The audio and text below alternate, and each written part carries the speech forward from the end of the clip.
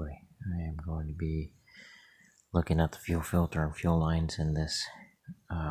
This is a Silver Eagle made by McCulloch, and it is the model 600032-19, and this one actually came with the house we purchased, so I haven't had a lot of experience with it yet. It has a no start, and I have had the primer bulb replaced on this before, brand new, spark plug, and I believe, if I remember correctly, fuel lines. So I'm not entirely too sure what's going on with this one, but I thought I'd take the opportunity to just pull it apart and see how it's made. And if you guys want to join me in on that, I'm not going to get into the whole motor, but I am going to have to take the cover off to get in at the fuel lines, and that's really what I want to do today, is just be able to get in at those fuel lines and see how they're doing. Hoping maybe they were hooked up backwards or something, but we'll see.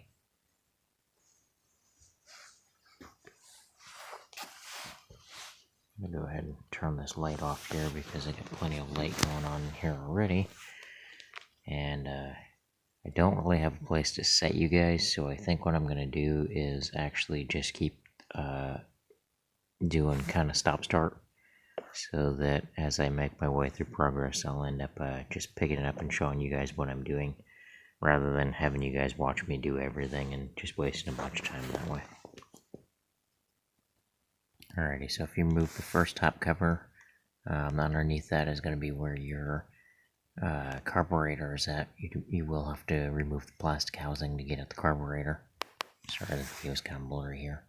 It's also, the first top cover has the air filter on it. The second cover has the carburetor. So, excuse me, I said that wrong. So if you want to get the carburetor, you will have to remove the first and second covers, as well as the air filter. Alrighty, so we've taken the covers off and gotten the air filter taken off, and now we're just going to be removing the choke / start run switch here. I think I am already seeing a little bit of a problem here.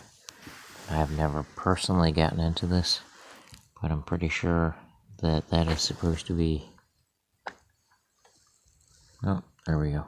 Okay, so we're good. And I am seeing that it's got a good amount of gas and oil in there, so we are getting fuel to this carburetor. But I did already spray this with the bee laster, so that might be one of the reasons why that's all wet in there. Now, underneath here, there's a gasket, which can cause it not to start, as well as underneath here. So, on either side, there's a gasket that, if it goes bad, it could cause it to have a no start. I don't think that's the issue with it, but you never know.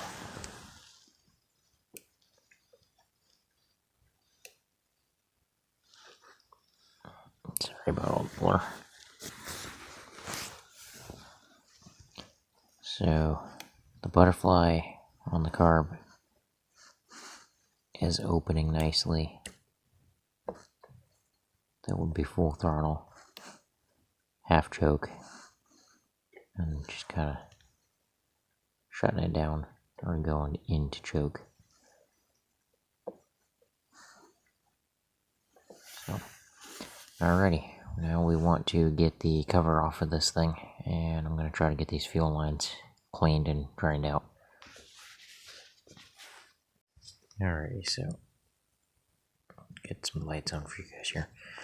So what I had to do was actually disconnect these. This is pretty easy. This is just for the stop switch. I've heard people say that this can be hooked up either way. It's just for kind of grounding it off.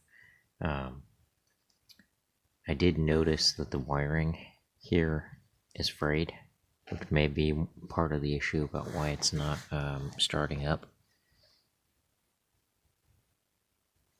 And this wiring is actually heat-proof wiring, so it's not rubber. It's actually got like a felt layer on it or something. It's like a fuzzy layer. But I did notice that that is frayed, and that's from, I think, being pinched. And you'll see it right there. You can see that clearly. Sorry, my phone's a little bit blurry. Alrighty.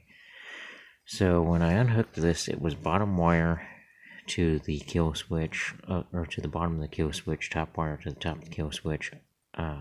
I did let some guys repair this before I did this video, and I'm going to actually reverse that and put the top on the bottom of the kill switch and the bottom on the top, because here it doesn't matter, and you know, it may actually matter. Anyways, this the last guy I let repair this, he did not put another fuel filter on this, and that may also be the issue why it's not wanting to start there, is because it's getting too much in on it and it's not being filtered through, which could also allow debris and things to get in to the system and clog things up. So I'm assuming that's probably what's going on, because when I did when I undid the spark plug on this machine, and I actually sprayed some Belaster, which is really good product. There you go, so you guys can see that.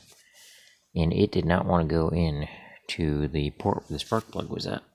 And I didn't put a light in there, but it almost felt really gummy in there, like I was pushing up against a gel or something in there.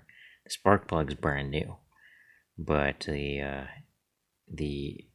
area inside, it just fell off. So I'll probably end up checking that out again and doing a later video on that. But I assume if that was the reason, it's because there was no fuel filter on this, and unfortunately I think they used old fuel. When I dumped it out, it was kind of a little bit jelly, and they probably ended up messing up the saw for that reason. When we did buy this, when we got this house, this chainsaw actually did fire up and run, and I turned it over and gave it to them to get it to run better, and I got it back not working at all. So we're not going to get on that topic tonight. We are just going to be dealing with the putting this thing back together properly, and trying to see if eventually we can get it started. Now I'm beyond hours to be able to start this tonight, but I will try to make another part of the video to get this one started if I can. If I'm successful with it, I will let you guys know that that's the problem. If not, then it's going to have to go to somebody who can dive into it a little bit deeper. I did notice when I was pumping fuel or the residual fuel into these lines, I was seeing a little bit of a trickle down between the two fuel lines that were going to and from the tank. But after inspecting it, I didn't see anything that would result in a fuel leak. So I may have a gasket issue going on here as well. But I don't want to throw out a bunch of theories at you guys. I just wanted to update you. I'm going to be putting this thing back together in a minute here and rehooking up these wires a different way. I want to get a little bit of electrical tape on this fray here. That's not really going to do a whole lot, but hey, it'll at least kind of get that back together again. And as you can see, it's kind of really dirty down in there, so I may clean that up before I seal it back up. But I just wanted to give you guys an update on that, how that's going, and once I get it sealed back up, I'll let you know.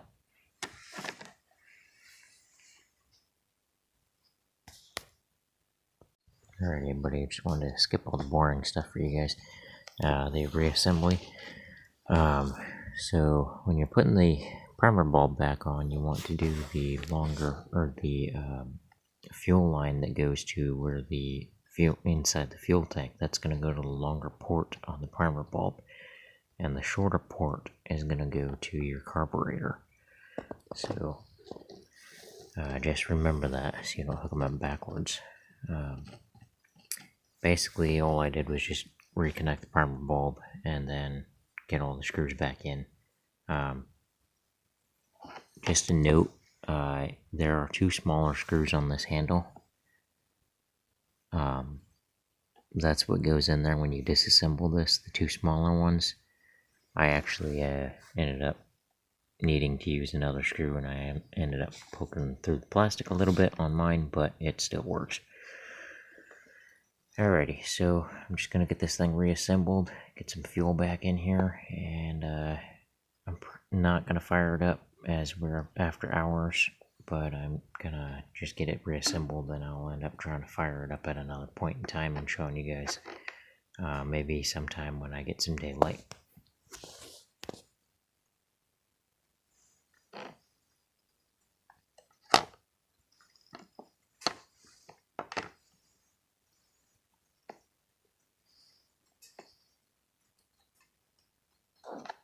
Let's see if I can do this with one hand. Alrighty, everybody, I think this is probably where I'm going to stop the video, because all the rest is just the boring stuff that you guys already know how to do. So it's just pretty much getting this top cover back on, putting fuel back into it, getting the oil cap put on there. Just a note, make sure you drain all your oil out before you take this plastic cover off, because you have to take the lid off to get it off, and you don't want it leaking out on you or all over everything. Alright, I will let you guys know how this thing's doing in a bit here, but I'm going to end this, button this thing up, and go get something to eat.